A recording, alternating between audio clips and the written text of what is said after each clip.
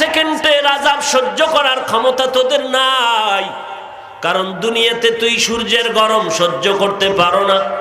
এক কাপ গরম চা ঠান্ডা না হলে তুই পান করতে পারো না। এক গ্লাস গরম দুধ তুই ঠান্ডা করতে না পারলে পান করতে পারো না। জাহান্নামের গরম তো হাজার হাজার হাজার গুণ বেশি। 500 বছর দূরের থেকে জাহান্নামী গুনাহগারের জাহান্নামের আগুনের গরমে চামড়াগুলো খসে খসে পড়ে যাবে। এমন ভয়ঙ্কর ওই জাহান্নামের আগুন সহ্য করতে পারবি না রে গোলাম। এই জন্য আমি আল্লাহ আগেই তোরে জান্নাত দিয়া দিলাম। কেমন দিলাম জানো? মদিনাওয়ালা নবী বলেন, জমিনের মধ্যে যত মানুষ এসেছিল আসতেছে কিয়ামত পর্যন্ত আসবে, সবার নামে বরাদ্দ করা জান্নাত একটা বাড়ি লেখা আছে।